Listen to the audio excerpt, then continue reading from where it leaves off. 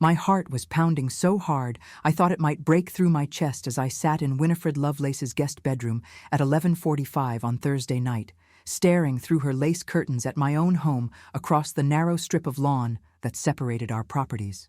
The house I had meticulously designed and decorated over 15 years. The sanctuary where I had raised my son, built my career, and foolishly believed I had created an unshakable foundation with the man I married 28 years ago. But 3 days ago, something inside me snapped. Not dramatically, not with tears or confrontation. It was quieter than that, more dangerous. I had been feeling it for months. This creeping wrongness that I kept pushing down, rationalizing away like the good wife I had trained myself to be. The interrupted phone calls. The new cologne that smelled nothing like the sandalwood scent Matthias had worn for decades. Those sleeping pills he suddenly insisted I needed for my anxiety, even though I had never had trouble sleeping before in my life. So I lied. I told Matthias I was flying to Seattle to surprise our son Felix for a week. I packed my suitcases carefully, making sure he saw me fold clothes and check my passport. I called an Uber while he watched, kissed him goodbye at the door, and told him I loved him. The words tasted like ash in my mouth, but I said them anyway. I never got on that plane. Instead, I checked into a modest hotel on the other side of Boston, the kind of place where no one asks questions and the clerk barely looks up from their phone.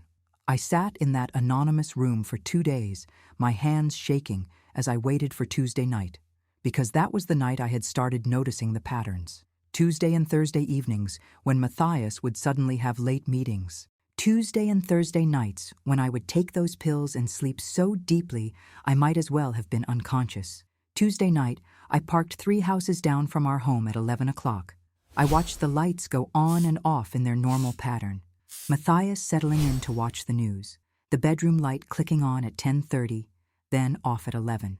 Everything perfectly normal. Midnight came and went. Nothing. By 1 in the morning, I felt like the world's biggest fool. Maybe I was losing my mind. Maybe the anxiety Matthias kept talking about was real, and I was creating problems where none existed. I was about to start the car and drive back to my hotel room when someone tapped on my passenger window. I nearly screamed. It was Winifred, my 81-year-old neighbor, standing there in her robe and slippers at 1 in the morning like it was the most natural thing in the world. Her white hair was loose around her shoulders, and her sharp blue eyes were looking at me with something that made my stomach drop. Pity, understanding, the kind of look one woman gives another when she knows exactly what kind of pain is coming. I unlocked the door. She slid into the passenger seat with surprising agility for her age. "It's not Tuesday," she said quietly. "It's Thursday you need to see. And you shouldn't sit out here in your car like this, dear. Come to my house. My bedroom window faces your side entrance. You'll have a much better view." I wanted to ask her what she meant, what she had seen, but something in her expression told me that words would cheapen it, that I needed to see for myself. So I simply nodded, locked my car, and followed this woman I had exchanged pleasantries with for 15 years, but never really known, into her home. Her house smelled like lavender and old books. She led me upstairs to her bedroom, which was surprisingly large and bright despite the late hour. She had a reading chair positioned by the window, the kind of chair that spoke of many sleepless nights. I understood then. Winifred was a widow. Her husband had died 6 years ago. She had insomnia. She had been watching. "I didn't want to interfere," she said, as she put a kettle on the small electric burner she kept in her room. "It's not my place to get involved in other people's marriages." But 3 months ago, I started noticing a pattern, and last week, when I saw you sitting in your car on Tuesday night, I knew you were starting to feel it too. She poured tea. I knew I would never drink, and handed me a cup anyway. Then she sat in the chair next to mine and took my hand. Her fingers were thin as paper, but surprisingly strong. "I was you," she said simply. 40 years ago. My Henry brought her to our home while I was visiting my sister. The neighbor boy saw them. Told his mother. His mother told me. I didn't believe it at first, so I came home early one night, and I saw. We sat in silence after that. There was nothing more to say. We were just 2 women separated by 4 decades, connected by the particular agony of betrayal that happens not in anonymous hotel rooms, but in the sanctuary of your own home. That was 2 nights ago. Now it was Thursday, and I was back in Winifred's bedroom waiting.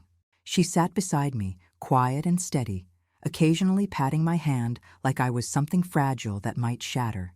Maybe I was. The clock on her nightstand ticked toward midnight. 11:55, 11:58, 11:59. Midnight. For a moment, nothing. Just our house sitting there in the darkness, looking exactly as it always did. The house I had chosen, the garden I had planted, the life I had built. Then I saw headlights. A silver sedan pulled smoothly into our driveway, but not the main driveway, the side entrance. The one that led to the door Matthias had claimed had a broken lock for the past 3 months.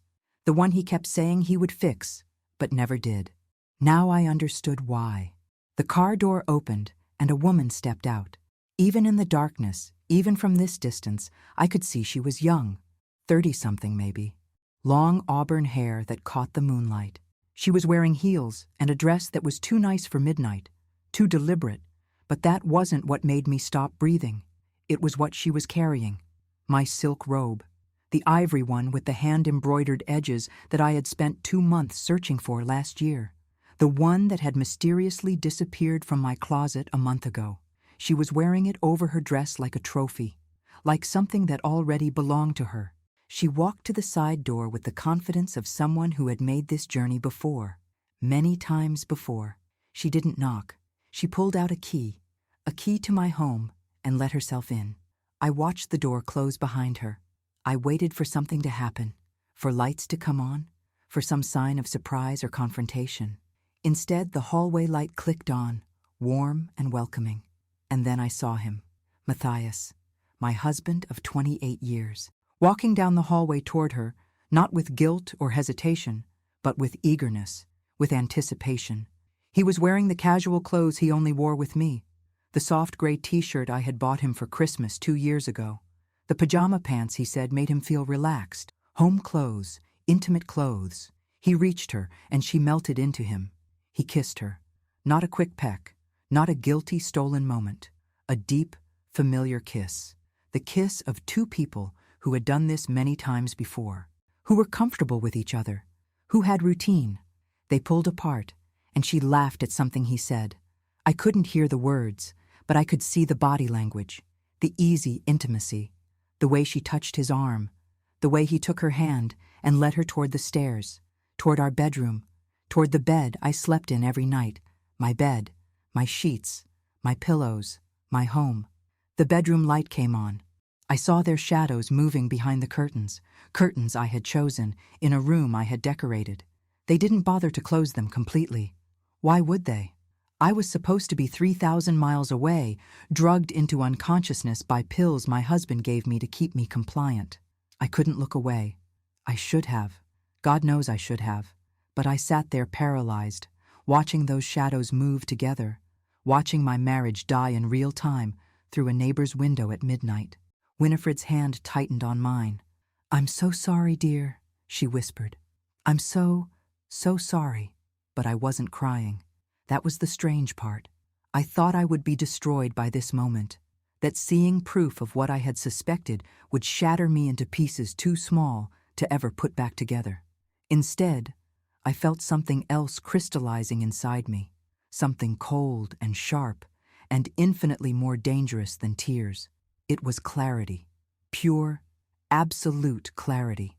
This wasn't just infidelity. Men cheated. I understood that horrible reality. Some men made mistakes, had affairs, sought excitement in hotel rooms with strangers.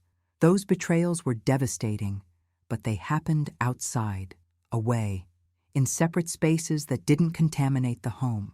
This was different. This was desecration. Matthias had brought another woman into my sanctuary. He had given her a key to my home. He had dressed her in my clothes. He had welcomed her into my bed, under my roof, in rooms I had designed with my own hands. He had drugged me to do it. He had put pills in my hand and watched me swallow them, knowing that in a few hours he would violate every sacred space I had created. This wasn't a moment of weakness. This was calculated, methodical. This was a man who had looked at his wife of nearly 3 decades and decided she was so worthless, so disposable that he could erase her from her own home while she slept unconscious 2 floors below. "How long have you been watching?" I asked Winifred. My voice sounded strange, calm, too calm. 3 months, she said quietly. Every Thursday at midnight, sometimes Tuesday too, always the same pattern. She arrives at midnight, leaves around 5 in the morning, before sunrise. He walks her to the door, kisses her goodbye, locks up, goes back to bed like nothing happened. 3 months, 12 weeks, probably 24 visits, maybe more. 24 times Matthias had brought this woman into my home. 24 times he had erased me from my own life. 24 times he had come back to bed beside me in the morning, kissed my forehead, made me coffee, and asked about my day like he was a devoted husband instead of a monster. I pulled out my phone. Winifred looked at me questioningly. "Evidence," I said simply. I took photos, videos with timestamps, the silver sedan with clear license plate, the side door, the bedroom window with those moving shadows, everything. I documented it all with the same meticulous attention to detail that had made me one of Boston's most successful interior designers. At 4:53 in the morning, the bedroom light turned off. 15 minutes later, the side door opened. The woman emerged, no longer wearing my robe, but carrying it folded over her arm. Her hair was messed, her dress rumpled. She looked satisfied, happy. Matthias stood in the doorway, backlit by the hallway light. He pulled her close for one more kiss. A long one, tender, like lovers who didn't want to part, like people who had every intention of doing this again. She got in her car and drove away. He watched until her taillights disappeared, then went back inside, locked the door, and turned off all the lights, going back to our bed, going back to sleep beside the ghost of me, warm and satisfied from his betrayal. I stood up. My legs felt strange, numb, but my mind had never been clearer. "Thank you," I told Winifred. She looked at me with concern. "What are you going to do?" I thought about that question. 28 years of marriage, a son I loved more than life, a home I had built with my own vision and hands, a business I had created from nothing, a fortune I had helped build, a life I had sacrificed for, and a husband who had just shown me exactly how much all of that was worth to him. "I'm going to burn his world down," I said quietly. Not with emotion, not with tears, not with confrontation where he can control the narrative and make me look like the crazy, hysterical wife. I'm going to be strategic, methodical. I'm going to document everything, build a case, and then I'm going to take everything he values and make him watch as it disappears. Winifred smiled. It was a terrible smile, the smile of someone who understood exactly what I was feeling. "Good," she said. "Good." I didn't go back to my hotel that night. I couldn't. My mind was racing too fast, cataloging every detail, every inconsistency from the past months that suddenly made horrifying sense. Instead, I sat in Winifred's guest room as dawn broke over Boston, drinking coffee I didn't taste, and let myself remember how I got here. 28 years ago, I met Matthias Pemberton at an art gallery opening in Cambridge. I was 29, fresh off my first real success as an interior designer. I had just completed a townhouse renovation for a wealthy client who insisted on throwing a party to show off my work. Matthias was there with colleagues from the pharmaceutical company where he had just been promoted to senior manager. He was 31, ambitious, and had this way of looking at me like I was the most fascinating person in the room. We were married within a year. I thought I had won the lottery. He was handsome, successful, driven. He wanted the same things I did: a family, financial security, a beautiful home. We bought our first house in Newton, a modest colonial that I renovated while pregnant with Felix. Matthias was building his career, working 70-hour weeks, traveling constantly. I didn't mind. I was building something too. Felix was born 3 weeks early on a Tuesday morning in October. Matthias almost missed it because he was in a meeting in New York. Almost. He made it with 20 minutes to spare, and when he held our son for the first time, I saw tears in his eyes. I thought those tears meant he understood what we had created together, what mattered. For the next 15 years, we moved 7 times. Always for Matthias's career, always for the next promotion, the next opportunity, the next step up the corporate ladder. Philadelphia, Chicago, back to Boston, then Newton again, but a different house. Each time, I adapted. I rebuilt my client base. I made new connections. I renovated each house we lived in, turning it into something beautiful, something that could be featured in magazines, something that made people say, Saskia Pemberton has such exquisite taste. What they didn't see was the cost. The friendships I couldn't maintain because we moved too often. The contracts I had to turn down because Matthias needed me to host dinners for his colleagues. The school plays I attended alone because he was traveling. The way Felix learned early that Daddy's job was more important than soccer games or science fairs. But I told myself it was worth it. We were building something. Matthias's salary grew. My design business flourished despite the disruptions. By the time Felix left for college 3 years ago, we had a net worth of over $5 million. The house we lived in now, the one I had watched Matthias defile last night, was worth $1.2 million. My design firm brought in $300,000 annually. We had investment properties, retirement accounts, everything we had worked for. I thought we were partners. I thought the sacrifices had meaning. 6 months ago, things started changing. Small things at first. Matthias began working late on Tuesdays and Thursdays specifically. Not random nights, not whenever meetings ran long. Always those 2 nights. He said there were new board presentations, strategy sessions with executives from other divisions. It seemed reasonable. He was 59, probably positioning for one final promotion before retirement. Then the cologne changed. For 26 years, Matthias wore the same sandalwood scent I had given him on our first Christmas together. Suddenly, in March, he started wearing something else, something woody and expensive that I didn't recognize. When I asked about it, he said a colleague had recommended it. Trying something new, he said with a shrug. Getting old gets boring. I laughed it off. Men had midlife crises. They bought sports cars or expensive watches or changed their cologne. It was normal. But then, other things started. Matthias began showering immediately when he got home from work, even before dinner. He said the gym at his office building had better equipment now, that he was trying to stay in shape. He started carrying his phone everywhere, even to the bathroom. He password protected it, something he had never done before. When I asked why, he said there was sensitive company information, that corporate security required it. Every explanation was reasonable. Every excuse made sense in isolation. But together, they formed a pattern I didn't want to see. The sleeping pills appeared in April. I came home from a consultation to find a prescription bottle on my nightstand with my name on it. Matthias said he had mentioned to our family doctor that I seemed anxious lately, stressed about Felix being so far away in Seattle, worried about my business. The doctor had suggested something mild to help me sleep better. I hadn't been having trouble sleeping. I told Matthias that. You've been tossing and turning, he insisted, keeping me awake.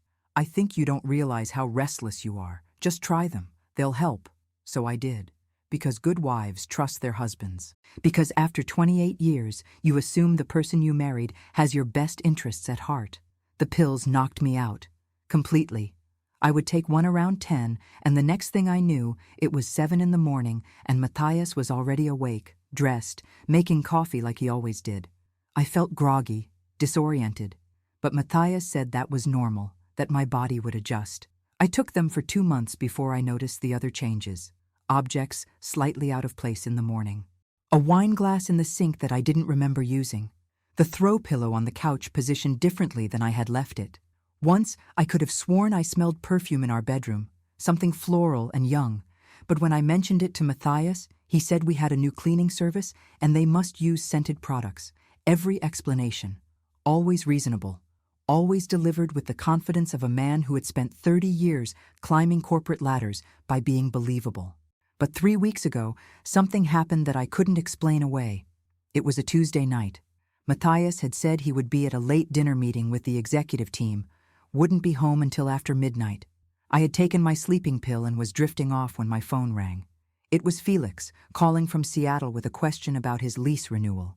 We talked for 20 minutes. He asked to speak to his father about co-signing something. Dad's at a work dinner, I said, my words already slurring from the medication. Won't be home until late. That's weird, Felix said.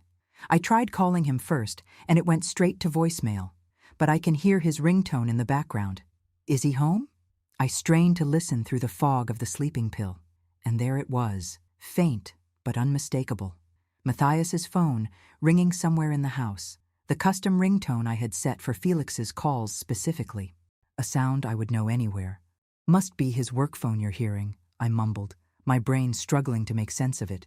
He probably left his personal phone home. But after we hung up, I couldn't let it go. Even drugged, even fighting to keep my eyes open, something gnawed at me. I forced myself out of bed, stumbled downstairs.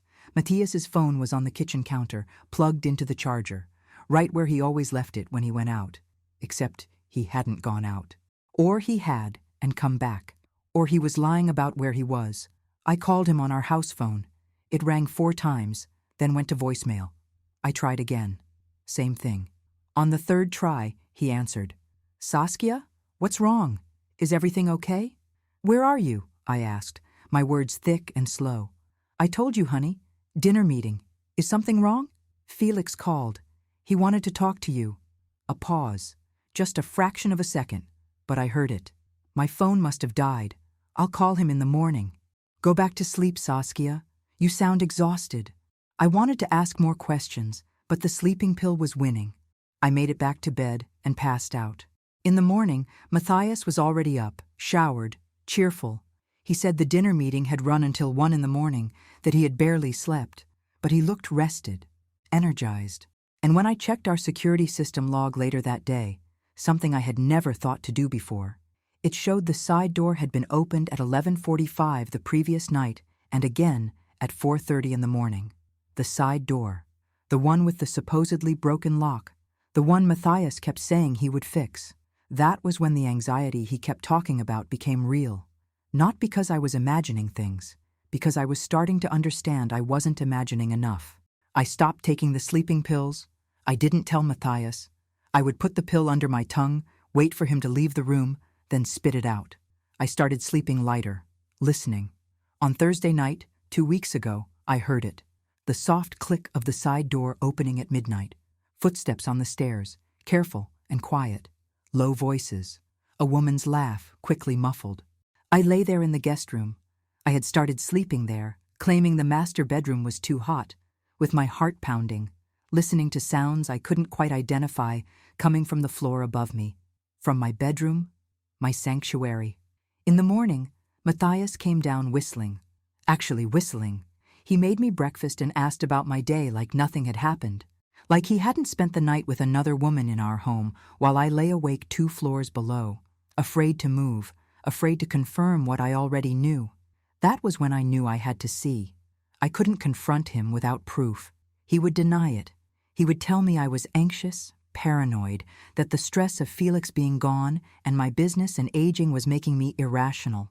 He would make me doubt myself the way he had been doing for months. So I planned. I waited for Felix to mention his upcoming trip. He wanted to bring his girlfriend home to meet us officially, to ask our blessing for an engagement. It was perfect timing. I told Matthias I would go to Seattle instead, surprise Felix, give the kids some space without parental pressure. Matthias's relief was palpable. That's wonderful, honey. You need time with Felix. And I have a major presentation next week anyway. Perfect timing. Perfect timing indeed. I spent Friday in a fog, going through the motions of normalcy while my mind worked through what I had witnessed. Matthias left for work at 7:30, kissing my forehead like he had done thousands of mornings before. I watched him walk to his car, briefcase in hand, the picture of a successful executive heading to another day of important meetings and strategic decisions. He had no idea I had spent the night watching him defile our home. After he left, I sat at our kitchen table, the custom walnut table I had designed specifically for this space, and opened my laptop. My hands were steady now. The shock had crystallized into something sharper, more useful. I started with the credit card statements. We had joint accounts, something Matthias had always insisted on. No secrets between us, he used to say. How ironic. I went back 6 months, printing every statement, highlighting charges I didn't recognize. The pattern emerged immediately. Dinners at restaurants we had never been to together, always on Tuesday or Thursday evenings. Fiore's on Newberry Street, 4 times. The Capitol Grill, 3 times. Not cheap places, not quick meals. These were 2-hour dinners, wine, dessert. The kind of meals you have when you're trying to impress someone. There were other charges too. The Envoy Hotel in the Seaport District, 3 separate charges of $347. Not the presidential suite, but nice rooms. Rooms with views. Rooms where you took someone you wanted to impress. But those charges stopped 6 weeks ago. Right around the time the side door's lock mysteriously broke. Right around the time he stopped needing hotel rooms because he had something better. Complete privacy, my home, my bed. I found charges for flowers I never received. Jewelry from a boutique in Cambridge I had never heard of. A charge for $732 at an upscale maternity store called Bella Bambino. That one stopped me cold. Maternity store. $732. My hands started shaking again. I forced myself to breathe. It could be anything. A gift for a colleague. A baby shower. It didn't necessarily mean what my brain was screaming it might mean. But I knew. Deep in my gut, I knew. I picked up my phone and called a number Felix had given me 2 years ago. Marcus Chen, a private investigator who had helped one of Felix's architecture firm partners with a corporate espionage case. Felix had mentioned him casually at Christmas, saying if I ever needed someone discreet for background checks on contractors or employees, Marcus was the best. I never imagined I would need him for this. Marcus answered on the second ring. His voice was professional, neutral. Chen Investigations. My name is Saskia Pemberton, I said, surprised by how steady my voice sounded. My son Felix gave me your number. I need someone who can work quickly and discreetly. What kind of case are we talking about? Infidelity investigation. I need a complete background on the other woman. Financial records if possible. Employment history. I need to know everything about her and her relationship with my husband. And I need it done in 72 hours. There was a pause. That's aggressive timing. I'll pay double your normal rate. When can you meet? Today. Now. Wherever you want. We met 2 hours later at a coffee shop in Brookline, far enough from Newton that I wouldn't run into anyone I knew. Marcus was younger than I expected, maybe 40, with the kind of forgettable face that probably served him well in his line of work.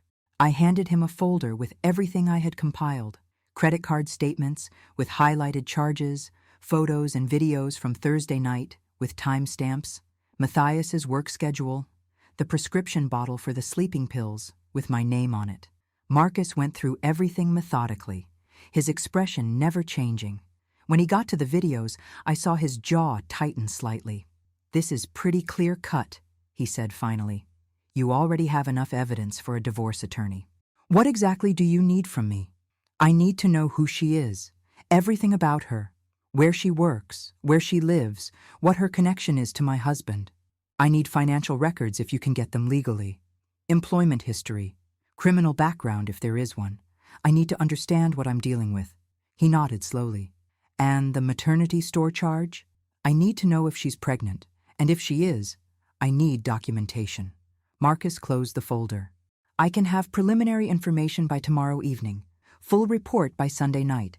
But Mrs. Pemberton, I have to ask, what are you planning to do with this information?" "I'm going to protect myself and my assets. My husband is a VP at a major pharmaceutical company. We have over $5 million in combined assets, most of which I helped build. If he's been having an affair with a subordinate, that's a corporate liability. If she's pregnant, that changes the financial landscape of a divorce. I need every piece of information available before I make my next move." He studied me for a moment. "You're not the typical client I get for these cases." "What's typical?" "Most people come in emotional, crying, angry, wanting me to catch their spouse in the act so they can confront them. You're treating this like a business transaction." "That's because it is," I said simply. "He made it one when he decided to bring his mistress into my home. Now I'm going to handle it the way I handle every business decision, with complete information and strategic planning." Marcus smiled slightly. It wasn't a warm smile. "I'll call you tomorrow night." I spent the rest of Friday and all of Saturday maintaining the charade. I had returned from Seattle early, claiming Felix had a work emergency. Matthias seemed genuinely disappointed that I was home, which told me everything I needed to know.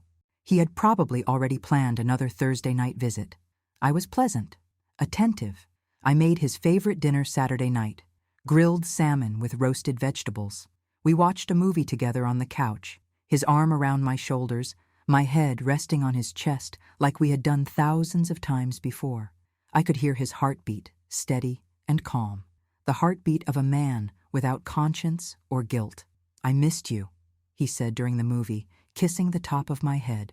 "I missed you too," I lied. Sunday morning, Matthias played golf with colleagues. The moment his car pulled out of the driveway, I went through his home office with methodical precision. I photographed every document that seemed relevant: investment statements, property deeds, his employment contract, life insurance policies where I was still listed as beneficiary. I copied files from his computer onto an encrypted drive. I found his personal journal in his desk drawer, something I didn't even know he kept. I almost didn't read it. Some part of me, the part that was still his wife, still the woman who had loved him for 28 years, wanted to maintain that last boundary. But I forced myself to open it. The entries from the past 8 months were devastating in their banality. Dinner with E again. She makes me feel young, alive, like I matter. E said she loves me today. Haven't felt this wanted in years. Can't stop thinking about her. ES seems content with her design work and her routines. When did we become roommates instead of lovers? The thing that hurt most wasn't the declarations of love for this other woman. It was his casual dismissal of me, of our life, as if 28 years of partnership, of building something together, of raising a son and creating a home meant nothing because I wasn't performing the role of adoring wife enthusiastically enough anymore. There was an entry from 6 weeks ago that made my blood run cold. Brought E home tonight while S was sleeping. It felt wrong at first, but also liberating. This is my house too. Why should I have to hide in hotels? S takes those sleeping pills so reliably now. She never wakes up. It's actually perfect. Perfect. He thought drugging me so he could violate our home was perfect. The most recent entry was from Thursday night, the night I had watched from Winifred's window. E wearing S's robe was incredibly hot. She jokes about it being practice for when she moves in. I don't have the heart to tell her I haven't decided anything yet. Why does it have to be a choice? Why can't I have both? I photographed every page. Then I put the journal back exactly where I found it and went downstairs to wait for Marcus's call. It came at 6 p.m. Sunday evening. "I'm emailing you the preliminary report now. You'll want to be sitting down when you read it." I opened the email on my laptop. The report was thorough, brutally thorough. Alain March, 34 years old, divorced 18 months ago from Trevor March, a software developer. No children from that marriage. She had moved to Boston 3 years ago and started working at Matthias's pharmaceutical company 2 years ago as an events coordinator in the corporate communications department. Matthias was her direct supervisor's supervisor. Not immediate supervisor, but close enough in the chain of command to make the relationship a clear violation of company policy. The affair had started 8 months ago at a corporate happy hour. Marcus had interviewed 3 people from the company anonymously. All confirmed that Matthias and Elowen had been seen together frequently, that there were rumors, that people talked. Her salary was $68,000 a year. She had student loans totaling $42,000. She rented a 1-bedroom apartment in Somerville for $2,000 a month. She was living paycheck to paycheck. And then there was the medical information. Marcus had somehow accessed her health insurance claims. I didn't ask how. There were prenatal vitamin prescriptions, an OB/GYN appointment scheduled for next week, an ultrasound from 2 weeks ago. She was 8 weeks pregnant. I stared at that line until the words blurred. 8 weeks. That meant she had gotten pregnant sometime in early September, around the time Matthias and I had celebrated our 28th wedding anniversary with dinner at Menton, where he had held my hand across the table and told me he couldn't imagine his life without me. He had probably slept with her that same week, maybe the same night.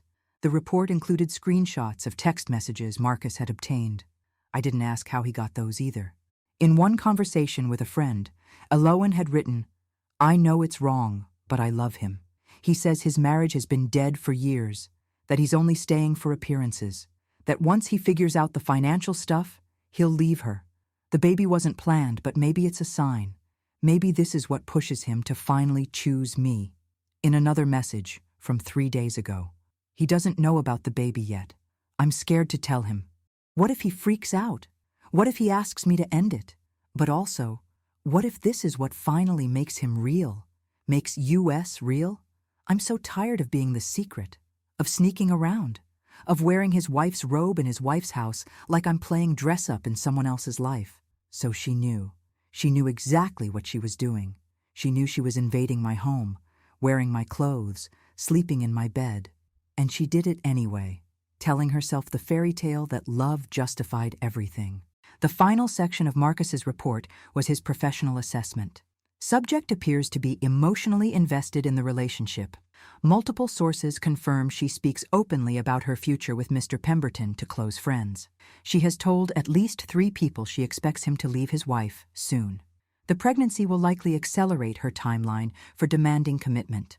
Based on behavioral patterns, she will almost certainly tell him about the pregnancy within the next 2 weeks. I closed the laptop and sat in the darkness of my office. Matthias would be home soon from his golf game. He would walk in the door, kiss me hello, ask about my day. He would probably suggest we order takeout and watch another movie together. He would be affectionate, attentive, the husband he thought I wanted him to be. And on Thursday night, he would drug me again and bring his pregnant mistress into my home. I opened my laptop again and composed an email to Sarah Brennan, the divorce attorney I had researched. Her reputation was legendary, ruthless, strategic, and she specialized in high-asset divorces involving infidelity. I attached Marcus's report and my own documentation. Dear Ms. Brennan, I need a consultation as early as tomorrow. My husband has been conducting an affair with a subordinate at his company. He has been bringing her into our marital home while I sleep. I have extensive documentation. The other woman is pregnant. I want everything. Please call me at your earliest convenience. I hit send before I could second-guess myself. Then I went upstairs, washed my face, fixed my hair, and went down to the kitchen to start preparing dinner for the man who had spent 8 months destroying everything I thought we had built together. When Matthias came home 20 minutes later, windblown and cheerful from his golf game, I smiled at him. How was your game? I asked. Great. We should do something this week, maybe dinner at that new Italian place in the North End? That sounds wonderful, I said. What night were you thinking? How about Thursday? I looked at him carefully. Thursday, the night he was supposed to have Elowen in our home.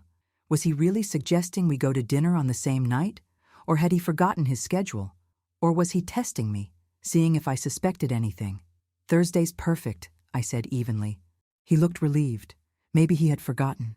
Maybe now he would have to cancel with her, come up with some excuse. Good. Let him scramble. Let him start feeling the pressure of maintaining his house of cards. I'll make reservations, he said, kissing my cheek. 7 o'clock? Perfect. That night, I took one of the sleeping pills in front of him like I always did. But after he fell asleep, I got up, locked myself in the guest bathroom, and forced myself to vomit it up. I had researched the medication. It worked quickly, but if you expelled it within 20 minutes, most of it wouldn't be absorbed. I wasn't going to let him drug me anymore. I wasn't going to be the unconscious, convenient wife while he lived his double life. I was going to be wide awake for everything that came next. Monday morning, Sarah Brennan called at 8 a.m. sharp. Mrs. Pemberton, I've reviewed your materials. Can you be at my office at 10? Her office was in downtown Boston, all glass and steel and expensive artwork. Sarah herself was exactly what I expected. 50-something, perfectly tailored suit, eyes that missed nothing. She had printed out everything I sent and spread it across her conference table like battle plans. This is one of the clearest cases of marital infidelity I've seen in years, she said, without preamble. Documented adultery in the marital home. Drugging to facilitate said adultery. Pregnant mistress who is also a workplace subordinate, creating massive corporate liability. And you have assets worth protecting. What are my options? You file for divorce citing adultery. Massachusetts still recognizes fault-based divorce. With this evidence, you'll get a favorable settlement. The house is in both names, but you can argue you should retain it given his violation of the marital home. Assets will be split, but given his fault and the drugging aspect, which is arguably abuse, you can push for 60-40 or even 70-30 in your favor. And his company? Sarah smiled. It was not a pleasant smile. His company has strict policies about workplace relationships, particularly between supervisors and subordinates. If this comes to light, and it will once divorce proceedings begin, he'll face an internal investigation at minimum, likely termination. Definitely loss of his upcoming retirement package. How much is that package worth?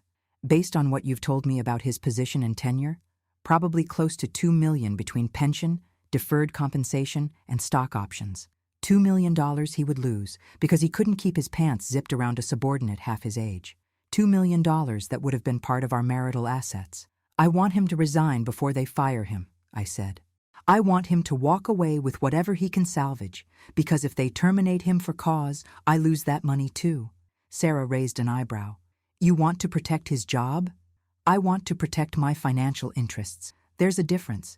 If I can force him to resign quietly, claim early retirement, he keeps most of that package and I get my share in the settlement. If they fire him, nobody wins except his company. Smart, Sarah said. Ruthless, but smart. Here's what I propose.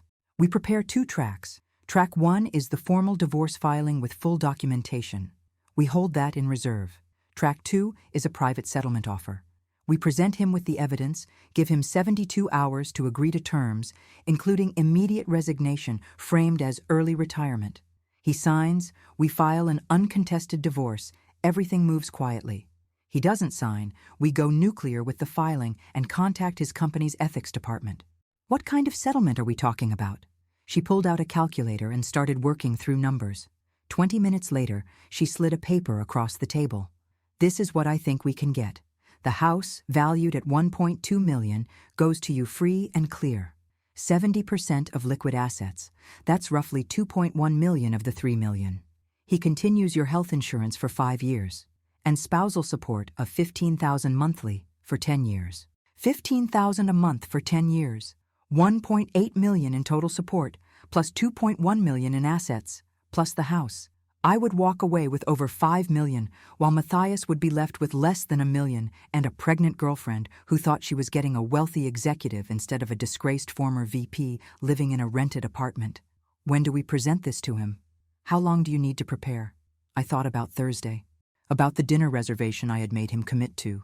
About Elowen waiting for him to show up, wondering why he was canceling. About him having to juggle his lies. Present it Friday morning, I said. I want him to get through one more week thinking everything is fine, thinking he's gotten away with it, and then I want to watch his face when his entire world implodes in a single moment. Sarah smiled again. This time it was almost warm. Mrs. Pemberton, you're going to do just fine. The week crawled by with excruciating slowness. Every morning, Matthias kissed me goodbye and went to work. Every evening, he came home and played the role of devoted husband. We had dinner together. We watched television. We talked about Felix's upcoming engagement, about whether we should plan a trip to Seattle for the holidays, about nothing that mattered. On Tuesday night, I pretended to take my sleeping pill. After Matthias fell asleep, I locked myself in the guest bathroom and stayed awake, listening. Around midnight, I heard it. The soft click of the side door. Footsteps on the stairs, light and careful. A woman's quiet laugh. The creak of our bedroom door closing. I sat on the bathroom floor with my hands pressed over my mouth, forcing myself not to scream. Not yet. Not until Friday. Wednesday, Sarah called with an update. I've finalized the settlement documents. Everything is ready. Are you sure you want to wait until Friday? I'm sure, I said. Thursday night is important. Why? Because Thursday is the night he usually brings her here. But this Thursday, he can't. He made dinner reservations with me. He's going to have to cancel on her, lie to her, juggle his schedules.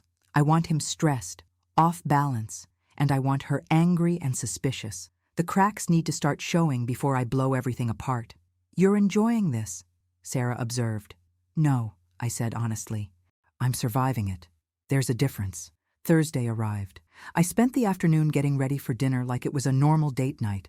I wore a dress Matthias had always loved. A deep blue silk that he said matched my eyes. I styled my hair, put on makeup, spritzed perfume. When he came home and saw me, something flickered across his face. Guilt? Nostalgia? I couldn't tell. You look beautiful, he said. Thank you. We drove to the North End in relative silence. The restaurant was intimate, candlelit, the kind of place we used to go when we were younger and still believed in romance. The hostess seated us at a corner table. Matthias ordered wine. His phone buzzed 3 times during dinner. Each time he glanced at it and put it face down on the table. Each time, his jaw tightened slightly. "Work?" I asked innocently. "Just some issues with tomorrow's presentation," he said. "Nothing urgent." But I knew. It was her, Ilawan, wondering where he was, why he wasn't answering, why Thursday night wasn't happening according to plan. Halfway through our entrees, he excused himself to the restroom. He took his phone with him. He was gone for almost 10 minutes. When he came back, he looked tense. "Everything okay?" I asked. "Fine. Just a colleague panicking about tomorrow." His phone buzzed again. This time he ignored it completely. We finished dinner, drove home. Matthias was distracted, checking his phone at every red light. When we got home, he said he needed to do some work in his office, make a few calls. I went upstairs and waited. Around 11, I heard him on the phone, his voice low and urgent. I crept to the top of the stairs. "I told you, something came up." "No, I can't explain right now." "Yes, I know it's Thursday, I know. Ilawan, please just—" A pause. "That's not fair. You know how I feel. I just need you to trust me. I'll explain everything soon. I promise." Another pause. His voice got harder. "Don't threaten me. We both have a lot to lose here. Just give me some time to figure things out." He hung up. I heard him throw something, maybe his phone, against his desk. Then silence. I went back to the bedroom and climbed into bed. When Matthias came up an hour later, he looked exhausted, defeated. He got into bed without saying anything, turned his back to me, and within minutes was asleep. I lay there in the darkness, listening to him breathe, and thought about how tomorrow his entire world would end. Friday morning, Matthias left for work at his usual time. He seemed distracted, troubled. He barely touched his coffee. He kissed me goodbye absently, his mind clearly elsewhere. "Have a good day," I said. "You too." The moment his car pulled out of the driveway, I called Sarah. "It's time." She arrived at my house at 9 a.m. with a paralegal and 2 banker's boxes full of documentation. We spread everything across my dining room table. The divorce petition, the settlement offer, the evidence, photos, videos, credit card statements, Marcus's investigation report, printouts of Ilawan's text messages, copies of Matthias's journal entries. At 10 a.m., Sarah sent an email to Matthias at his work account. The subject line was simple: "Private legal matter, immediate attention required." The body of the email was brief. "Mr. Pemberton, I am Sarah Brennan, attorney representing your wife Saskia in a private legal matter. Your immediate presence is required at your residence for a discussion that cannot be delayed. Please arrange to leave your office within the hour. This is not optional. Time-sensitive documents await your signature." At 10:45, Matthias's car screeched into our driveway. I watched from the window as he got out, his face pale, his movements jerky with panic. He burst through the front door. "Saskia, what's going on? Who is Sarah Brennan? Why—" He stopped. Sarah was standing in our foyer, perfectly composed in her steel gray suit. The dining room table behind her was covered with evidence of his betrayal. "Mr. Pemberton," Sarah said calmly, "I'm Sarah Brennan. I represent your wife in your impending divorce. Please have a seat. We have a great deal to discuss." "Divorce?" He looked at me, confusion and fear warring on his face. "Saskia, what is this? What's happening?" I stood up from where I had been sitting at the table. I met his eyes directly. "Sit down, Matthias. Now." Something in my voice made him obey. He sank into a chair across from me, his hands gripping the armrests like he needed them to stay upright. Sarah placed the first folder in front of him. "These are photos and videos taken from your neighbor's window on Thursday, October 19th at midnight. Please review them." He opened the folder. I watched the color drain from his face as he saw himself, caught in perfect clarity, welcoming Ilawan into our home, kissing her, leading her upstairs. "There are 3 additional Thursday nights documented," Sarah continued, placing another folder down, along with credit card receipts for hotels prior to that, dinner receipts, jewelry purchases.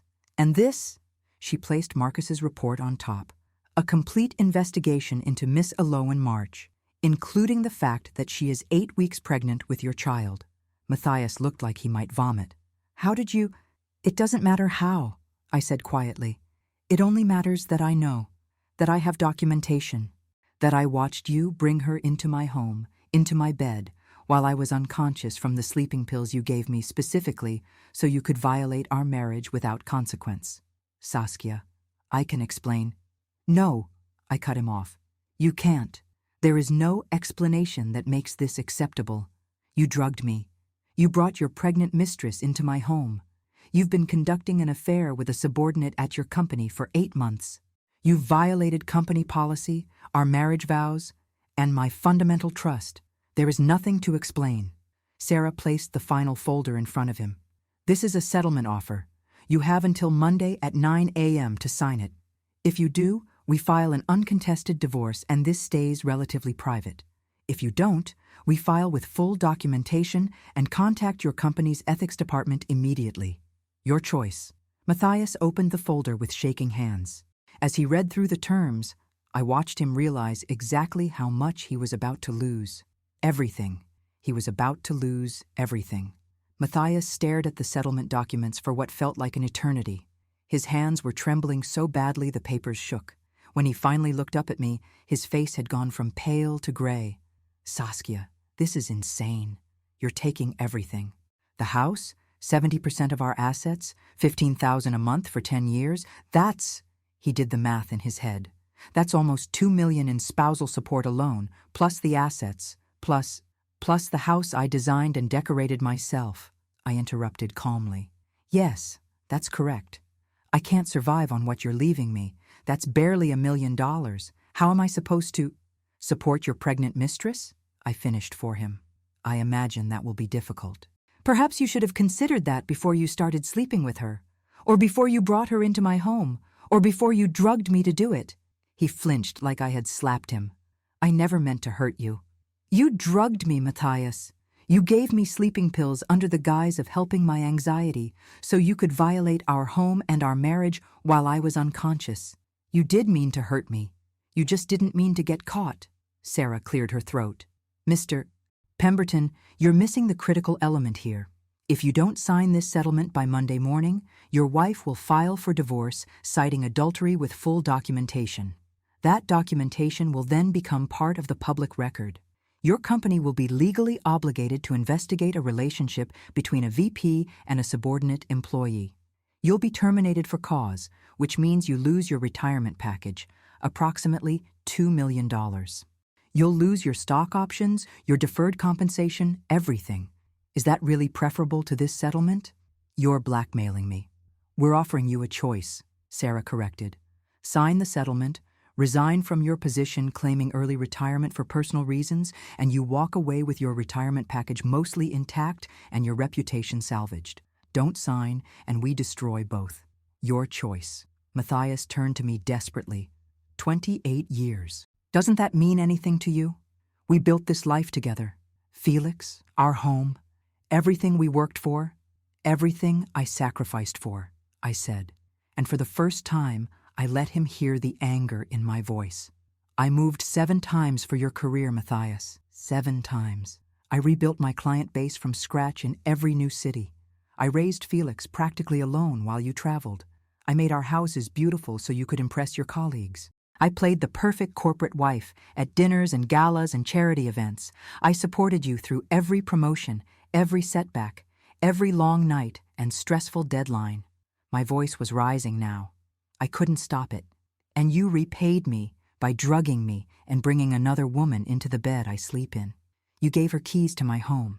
You dressed her in my robe. You got her pregnant while we were planning our 28th anniversary celebration. So don't you dare ask me if 28 years means anything to me. Ask yourself what it meant to you when you were violating every single one of them. Tears were streaming down his face now. I made a mistake. I was weak. She made me feel... I don't care how she made you feel, I said coldly. Your feelings are not my problem anymore. You have until Monday to sign. That's 3 days. Sarah will be in touch with your answer. Wait, his voice cracked. Can we at least talk about this privately? Without lawyers? No. Saskia, please. I'm begging you. Give me a chance to explain, to apologize, to make this right. You can't make this right, I said. There is no version of reality where this becomes right. You destroyed our marriage. You destroyed my trust. You destroyed the life I thought we had. The only question now is whether you want to walk away with something or with nothing. That's the only choice you have left. He looked at Sarah. What if I fight this? What if I contest the settlement? Hire my own lawyer? Sarah smiled thinly.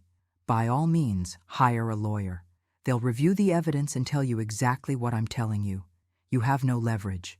The documented adultery alone would give Mrs. Pemberton favorable terms. The drugging pushes it into abuse territory. The pregnancy with a subordinate creates corporate liability.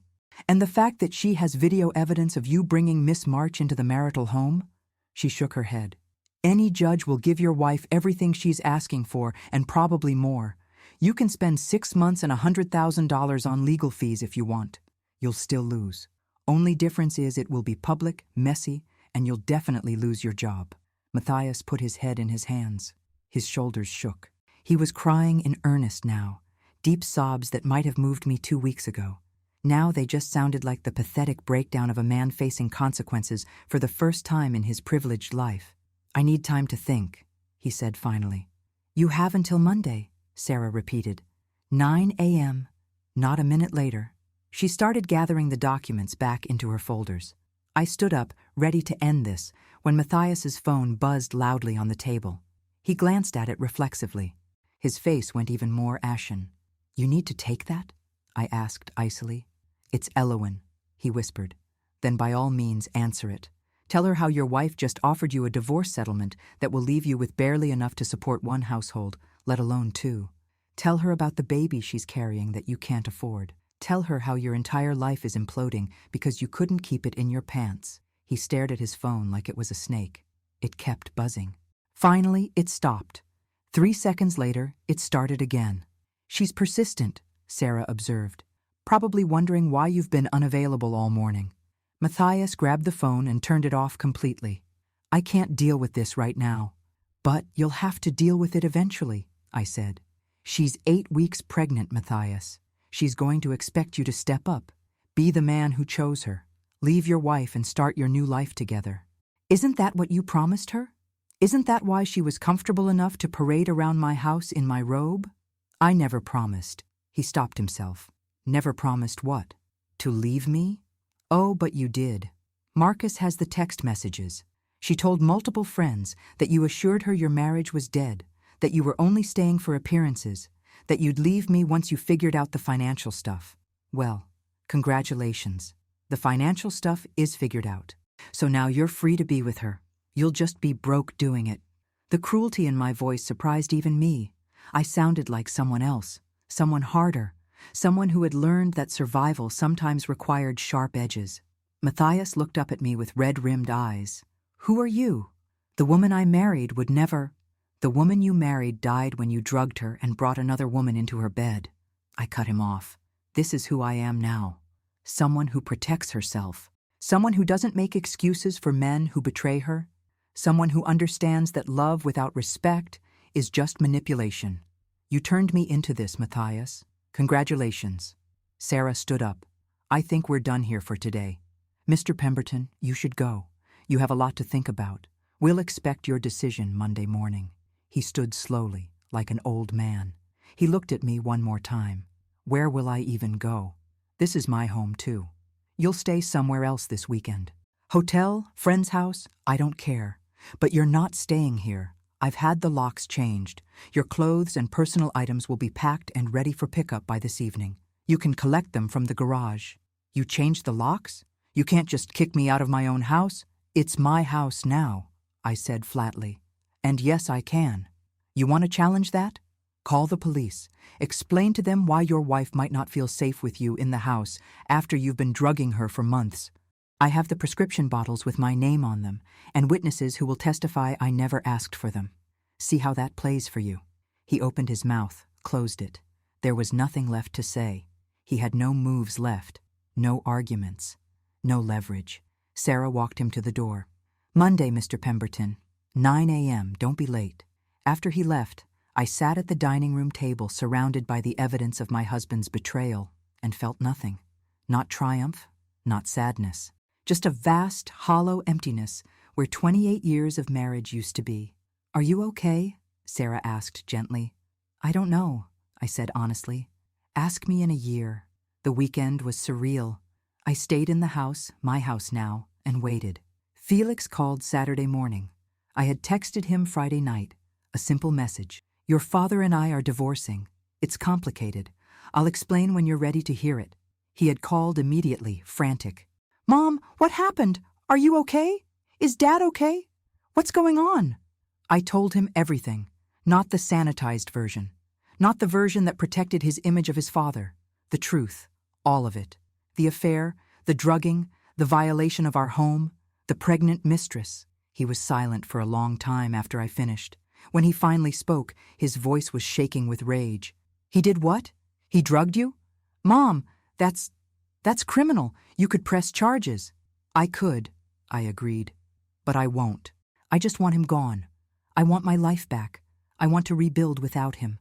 I'm coming home. Tonight. I'll get a flight. No, I said firmly. Stay in Seattle. Focus on your proposal to Emma. Focus on your life. I'm handling this. I have an excellent lawyer. I have evidence. I have everything I need. Come home after it's settled. Come home when there's something to celebrate instead of something to mourn. Are you sure? I'm sure, sweetheart. I promise. I'm okay. I'm stronger than I thought I was. After we hung up, I walked through the house room by room. Every space held memories now tainted by knowledge. The living room where we used to watch movies together. Had he been thinking of her during those moments? The kitchen where he made me coffee every morning. Was it guilt or habit? The bedroom where he had brought her. I couldn't even go in there. I slept in the guest room Friday and Saturday night. The door locked, a chair wedged under the handle even though I was alone. Sunday afternoon, my phone rang. Unknown number. I answered cautiously. Mrs. Pemberton? A woman's voice, young, shaking. This is Elowen March. Please don't hang up. My hand tightened on the phone. What do you want? I need to talk to you. Please, just give me 5 minutes. Every instinct screamed to hang up, to deny her even this. But curiosity won. You have 3 minutes. Talk. I know you know about us. Matthias told me, about the divorce, about everything. She was crying. I didn't mean for it to happen like this. I didn't want to hurt you. I know that sounds stupid, but it's true. I fell in love with him. He told me his marriage was over, that you were roommates, not lovers, that he was staying out of obligation, not love. And you believed him, I said flatly. Yes, I believed him, because I wanted to. Because he made me feel special, important, like I mattered. Her voice cracked. I'm pregnant. Did he tell you that? I know. He wants me to end it. The pregnancy. He said with the divorce, with losing his job, with everything falling apart, we can't afford a baby. He said we need to wait. Start over. But I'm 34 years old, Mrs. Pemberton. I don't have infinite time. And I don't want to wait for a man who's still lying to me. Why are you calling me? Because I need you to understand something. He's been lying to both of us the whole time. Everything he told me about you, that you didn't love him, that you were cold, that your marriage was dead. It was all bullshit, wasn't it? He created a story that let him justify what he was doing, and I was stupid enough to believe it because I wanted to be special. I wanted to be chosen. You were chosen, I said coldly. He chose to drug me so he could bring you into my home. He chose to get you pregnant while celebrating his anniversary with me. He chose to give you my clothes to wear and my bed to sleep in. You were definitely chosen. Congratulations. She sobbed harder. I'm so sorry. I know that doesn't mean anything, but I am. I didn't know he was drugging you. I swear I didn't know. I thought you just slept deeply. He said you took medication for anxiety. I didn't know. It doesn't matter what you knew or didn't know, I said, my voice hard. You knew he was married. You knew you were sleeping with your supervisor. You knew you were coming into another woman's home. You made choices. Now you get to live with the consequences, just like he does, just like I do. What are you going to do? I'm going to divorce him and take everything he values, his house, his money, his reputation, his retirement, and then I'm going to rebuild my life without him in it. What you do is your business. Keep the baby. Don't keep it. Stay with him. Leave him. I genuinely don't care. You stopped being my problem the moment I filed for divorce. He's not who I thought he was, she whispered. No, I agreed. He's not who either of us thought he was. The difference is, I wasted 28 years figuring it out. You only wasted 8 months. Consider yourself lucky. I hung up before she could respond. Monday morning arrived with cold, clear autumn sunshine. At 8:45, Sarah called. He's signing. His lawyer reviewed everything over the weekend and advised him he has no better options. They'll be at my office at 9 to execute the documents. Will I need to be there? Not unless you want to be. I don't. I never want to see him again. Understood. I'll handle everything. The divorce will be filed as uncontested. Should be finalized in 60 days. You'll have your life back by Christmas, Saskia. At 9:30, Sarah called again. It's done. He signed everything. The house is yours. Settlement transfers will begin immediately. He's submitting his resignation letter today, citing early retirement for personal reasons. I should have felt triumph, victory, something. Instead, I just felt tired. Thank you, Sarah. You did this yourself, she said. I just filed the paperwork. You're the one who had the courage to see the truth and act on it. After we hung up, I stood in the middle of my living room, truly my living room now, and looked around at the life I had built, the life I had fought for, the life I had reclaimed. It would take time to feel like mine again, time to erase the contamination of his betrayal, time to rebuild trust in my own judgment. But I had time now. I had resources. I had freedom. And most importantly, I had myself back. The divorce was finalized on December 18th, 63 days after Matthias signed the settlement agreement. I received the notification via email from Sarah's office while I was having tea with Winifred in her living room. We had fallen into a routine over the past 2 months, Tuesday and Thursday afternoons, the same nights Matthias used to bring Elowen into my home. Reclaiming those days felt important somehow. It's official, I told her, showing her the email. I'm no longer married to Matthias Pemberton. Winifred raised her teacup in a toast. To freedom. To new beginnings. To women who refuse to accept betrayal as their destiny. We clinked cups. The tea was chamomile with honey, warm and soothing. Nothing like the bitter coffee I had choked down that first night in her bedroom, watching my marriage die through lace curtains.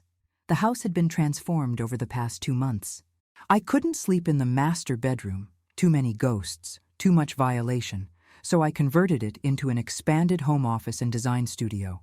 I moved into what had been the guest suite, redesigning it completely. New furniture, new colors, new everything. A space that had never known Matthias's presence, let alone Elowen's. I replaced every piece of bedding in the house, every towel.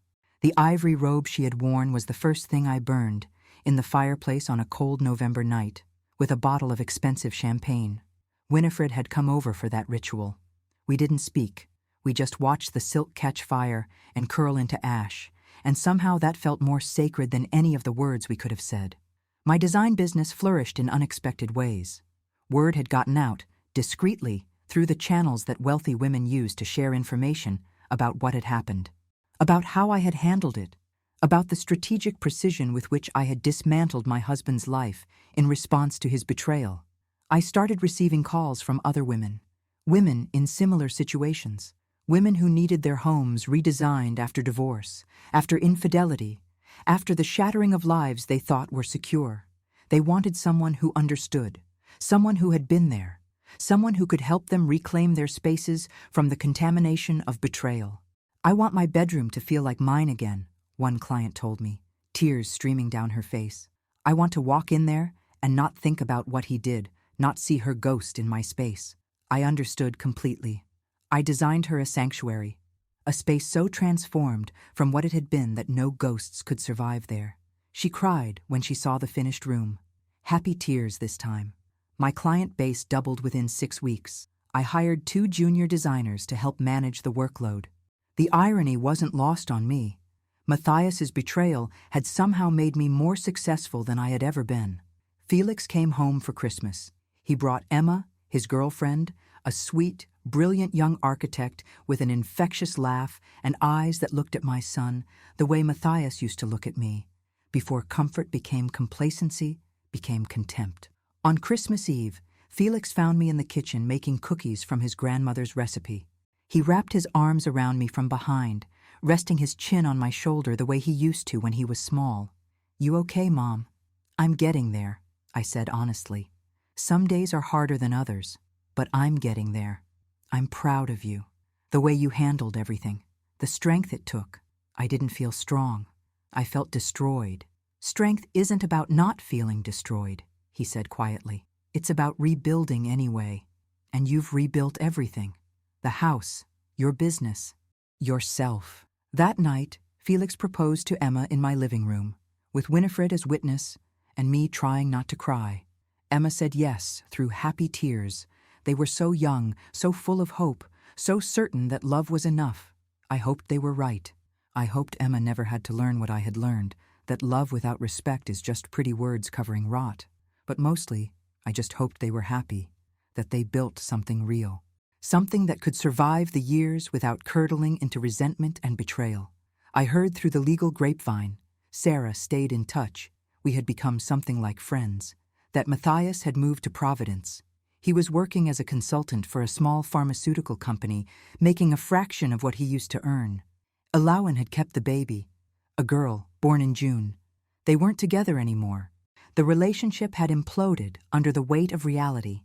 Unemployment, financial stress, a screaming infant, and the dawning realization that they had both been in love with fantasies rather than actual people. Matthias had tried to reach out twice. Once in January, an email asking if we could talk. I deleted it without responding. Once in March, a letter delivered to the house. I burned it unopened in the same fireplace where I had burned the robe. There was nothing he could say that I needed to hear. No apology adequate to the violation. No explanation that would make it make sense. He had made his choices. I had made mine. We were done. In April, I took my first vacation in 3 years. Winifred's granddaughter owned a cottage in Cornwall, and she offered to let me use it for a week. I spent 7 days walking along coastal cliffs, breathing salt air, eating fresh fish, and slowly remembering who I was before I became Mrs. Matthias Pemberton. I was Saskia, designer, mother, friend, survivor, woman who had built a fortune through talent and tenacity, woman who had faced devastation and chosen to rebuild rather than crumble. I was 57 years old. I had gray in my hair that I no longer bothered to cover. I had lines around my eyes from years of smiling at clients, at my son, at a husband who hadn't deserved it. I had worked hard for this life, sacrificed for it, fought for it, and now it was entirely, completely, beautifully mine. On my last night in Cornwall, I sat on the cottage porch watching the sunset paint the ocean in shades of amber and rose. My phone buzzed with a text from Felix, a photo of Emma wearing an engagement ring, both of them grinning like fools. She said yes, officially, with a ring this time. Wedding next October. You'll help us plan, right? I smiled and typed back, "Of course, sweetheart, I can't wait." Another text came through, this one from a potential client. A woman in Greenwich whose husband had just left her for his personal trainer. She had heard about my work, wanted to discuss redesigning her home. "I need to make it feel like mine again," her message said, like he was never there. I understood that need in my bones. "I'd be honored to help," I wrote back. "Let's schedule a consultation." The sun sank lower, touching the horizon. Seabirds called overhead. Somewhere in the cottage behind me, a clock chimed the hour. 7 o'clock on a Thursday evening. Once upon a time, Thursday nights meant drugged sleep and violation and betrayal happening above my unconscious head. Now Thursday nights meant freedom, possibility, a future I was building brick by brick, entirely on my own terms. I thought about that night in Winifred's bedroom, watching my marriage die at midnight, the way my breath had stopped when I saw him welcome her into my home, the way something had broken and hardened simultaneously inside me. I had told Winifred I would burn his world down, and I had, methodically, strategically, without mercy. But what I hadn't known then, what I couldn't have known, was that in burning down his world, I would also burn away everything that had been holding me back. The need to be the perfect wife, the compulsion to sacrifice myself for someone else's success, the belief that love required me to make myself smaller. All of it gone, reduced to ash like that ivory robe. And from those ashes, I had built something new, something stronger, something that was entirely, irrevocably mine. The sun touched the water, setting the ocean aflame with dying light. I raised my wine glass to the horizon, to Winifred back in Boston, to all the women who had ever had to rebuild themselves after betrayal. To new beginnings, I whispered, to women who refused to stay broken. To midnight moments that destroy us and somehow, impossibly, set us free. The sun sank below the horizon. Darkness fell. And somewhere in that darkness, I wasn't afraid anymore. I was home, finally, completely triumphantly home. In myself, in my strength, in the life I had reclaimed. And that was worth more than 28 years of beautiful lies could ever be.